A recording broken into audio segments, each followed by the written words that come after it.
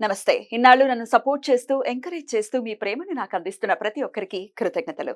అలాగే ఈ వీడియో కూడా ఖచ్చితంగా మీకు ఉపయోగపడుతుంది. లైక్, షేర్ అండ్ సబ్స్క్రైబ్ చేసి మీ సపోర్ట్‌ని నాకు అందించండి. అలాగే ఈ వీడియో పట్ల మీకున్న అభిప్రాయాన్ని కామెంట్ సెక్షన్‌లో కామెంట్ చేసి తెలియజేయండి.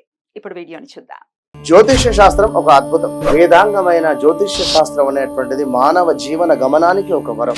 జ్యోతిష్య శాస్త్రం నీ జీవితంలో వెలుగునింపే ఒక భాష. ఆ భాష నీకు అర్థమైతే ప్రకృతి నీతో మాట్లాడుతుంది. అస్ట్రాలజీ నేర్చుకోవాలి అనుకునే వారికి అద్భుత అవకాశం. మురళీధర శర్మ గారి అస్ట్రాలజీ క్లాసెస్ అతి త్వరలో మొదలు కాబోతున్నాయి. 100% జాబ్ గ్యారంటీ. వివరాల కొరకు సంప్రదించండి. నమస్తే, వెల్కమ్ టు అవర్ ఛానల్. నేను పద్మిని. ప్రస్తుతంతో పాటు ప్రముఖ ఆధ్యాత్మికవేత్త, అస్ట్రాలజర్, అలాగే లైఫ్ కోచ్ శ్రీమతి డాక్టర్ సుధా గారు మనతో పాటు ఉన్నారు. మాట్లాడదాం. సుధా గారు నమస్తే అండి. నమస్కారం పద్మిని. బాగున్నారా సుధా గారు? ఫైన్.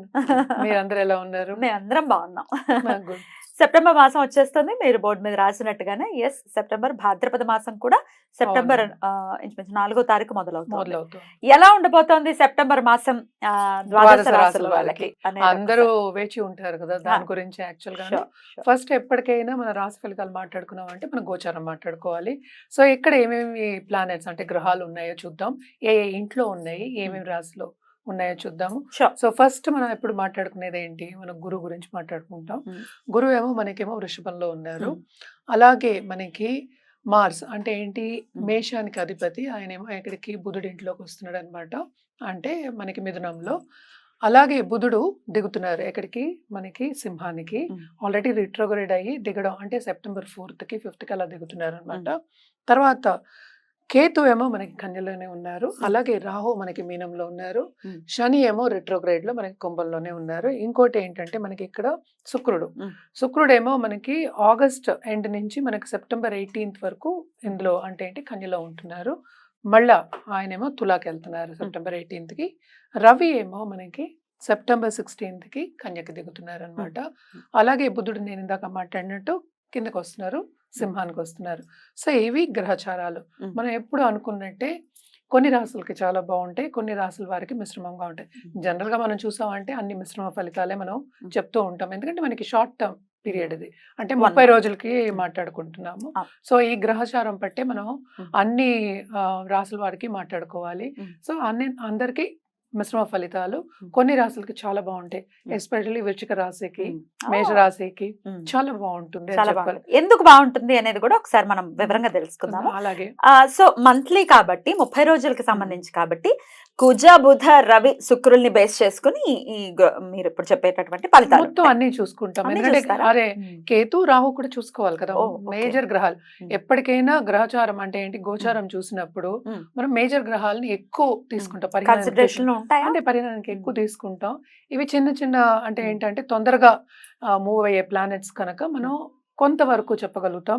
ఏదైనా సరే వ్యక్తిగత జాతకం మీద ఆధారపడి ఉంటుంది. డెఫినెట్లీ ఏది జరిగినా 1 minute లో జరుగుతుంది, ఒక్క రోజు చాలు కదా. అదే కరెక్టే. బట్ ఏంటంటే అది లైఫ్ లాంగ్ వాళ్ళకి అది రిజల్ట్స్ అనేవి కనిపిస్తూ ఉంటాయి. కానీ అదే మంచి ఫలితాలు అయితే తప్పక అందరూ సంతోషిస్తారు.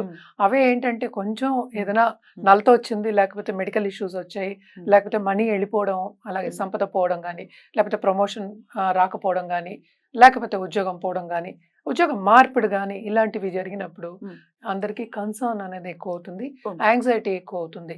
వీటన్నిటికీ మనం చెప్పేది మోస్ట్ ఇంపార్టెంట్ ఏంటంటే మనం పరిహారాలు చేయాలి, రెమెడియల్ మెషర్స్ చేయాలి. చెప్తారా? అదే తప్పక. లాంగ్ మకర రాశి వారికి ఎలా ఉండబోతుందండి సెప్టెంబర్ మాసం? సెప్టెంబర్ మాసం మకర రాశి వాళ్ళకి మిశ్రమ ఫలితాలే. అంటే మనం మరీ నెగిటివ్ చెప్పకూడదు కనుక మిశ్రమ ఫలితాలు అని చెప్తున్నాము. ఏంటంటే మనకి శని వక్రిచున్నారు కుంభంలో, అంటే ఈ రాశికి అధిపతియే మనకి మకరాన్ని చూస్తున్నట్టే అవుతుంది. అలాగే 3వ రాహు ఉన్నారు, అంటే క్రియేటివిటీ ప్రాసెస్ చాలా బాగుంటుంది వీళ్ళకి.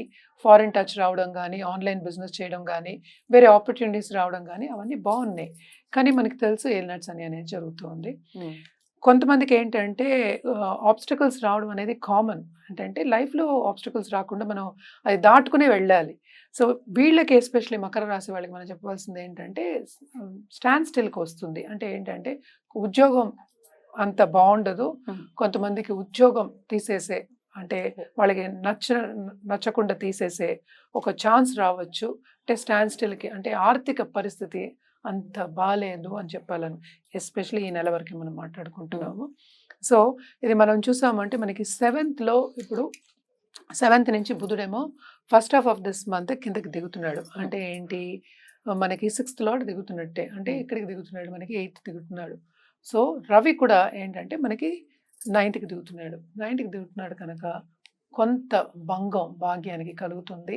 ఆర్థిక పరిస్థితి అంత బాలేదు అని చెప్పాలన్నమాట. ఖర్చు అనేది ఎలాగో అధికమైంది. సెకండ్ శని ఉంటే ఇంకా అంతే కదా, ఖర్చు ఉంటుంది. తప్పక ఉంటుంది. అలాగే కుటుంబంలో కూడా కొన్ని కలహాలు వచ్చే ఛాన్సెస్ ఎక్కువ కనిపిస్తున్నాయి.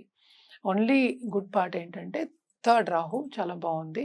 అలాగే ఏంటంటే పిల్లల విషయంలో వీళ్ళకి చాలా బాగుంది అని చెప్పుకోవాలన్నమాట. అలాగే మనం చూసాము అంటే 6th వెళ్ళారు. అంటే ఏంటంటే మనకి 4th లార్డ్ 6th వెళ్ళారు అనమాట. సో కొంతవరకు కంఫర్ట్ లెవెల్లో భంగం అనేది ఉంటుంది. కంఫర్ట్ లెవెల్ అంటే ఏంటి, రోజువారీ జీవితంలో అడ్డంగాలు రావడమే. సో అలాగా కంఫర్ట్ లెవెల్ కొంచెం తగ్గుతుంది.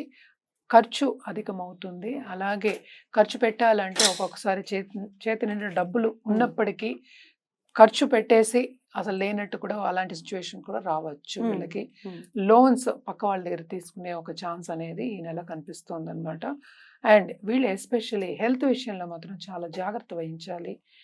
అంటే బ్లడ్ రిలేటెడ్ ఇన్ఫెక్షన్స్ కానీ ప్రాబ్లమ్స్ కానీ రాకుండా చూసుకోవాలి. ఏదైనా చిన్న నలత వచ్చేప్పటికీ తప్పక డాక్టర్ని సంప్రదించడం అనేది వెరీ వెరీ ఇంపార్టెంట్ అనమాట. వీళ్ళకి ట్రావెల్ అనేది తప్పక ఉంది. షార్ట్ టర్మ్ ట్రావెల్లో కూడా శ్రమ అనేది చాలా అధికమనే చెప్పాలన్నమాట. ఇన్వెస్ట్మెంట్ రంగంలో వీళ్ళకి ఎస్పెషల్లీ ఫైనాన్షియల్ సిచ్యువేషన్స్లో ఉన్న, అంటే ఫైనాన్షియల్ ఇన్వెస్ట్మెంట్స్ చేసేవాళ్ళు కానీ, నార్మల్ ఇన్వెస్ట్మెంట్ రంగంలో ఉన్న వాళ్ళు కానీ తప్పక వీళ్ళకి అన్నీ ఒక దాంట్లో పెట్టద్దు ఈ నెల ఎస్పెషలీ అని చెప్పడం అనేది జరుగుతుంది. అంటే ఏంటంటే రాబడి అనేది తక్కువ కదా. సో జాగ్రత్తగా ఇన్వెస్ట్మెంట్ రంగంలో ఉన్న వాళ్ళు జాగ్రత్తగా ఉండమని చెప్పడం జరుగుతుంది. కానీ వీళ్ళు ల్యాండ్ డీలింగ్ చేయడం కానీ, క్రయ విక్రయాలు చేసే వాళ్ళకి కానీ కొంతవరకు లాభాలు చూస్తారు అని చెప్పాలన్నమాట. హెల్త్ మాత్రం జాగ్రత్తగా కాపాడుకుంటూ రావాలి. తప్పక పరిహారాలు చేయవలసిందే, ఖచ్చితంగా చేయవలసిందే. ఏం పరిహారాలు చేసుకోవాలి? తప్పక శని గ్రహం అనుగ్రహం ఉండాలి. శని కాళ్ళు పట్టుకోవడం వెరీ ఇంపార్టెంట్. శని చాలీసా ఎవ్రీడే చదువుకుంటే మంచిదే. శనివారం తప్పక చదువుకోండి, లేకపోతే వినండి. ఓకే. అలాగే వృద్ధాశ్రమంకి వెళ్ళి చెప్పులు దానం చేయడం అనేది వెరీ ఇంపార్టెంట్. ఎస్పెషలీ ఒక 10 మందికో 12 మందికి 1 డజన్ చెప్పులు అనుకుందాం, ఇవ్వడం అనేది ఎక్స్ట్రీమ్లీ ఇంపార్టెంట్. అలాగే ఇంట్లో అయినా ఏదే ప్రాణి వచ్చినా కూడా ఆహారం పెట్టడం, ఏ రోజైనా సరే అది ఆహారం పెట్టడం మంచిది. ఒక చీమ అయినా పర్వాలేదు.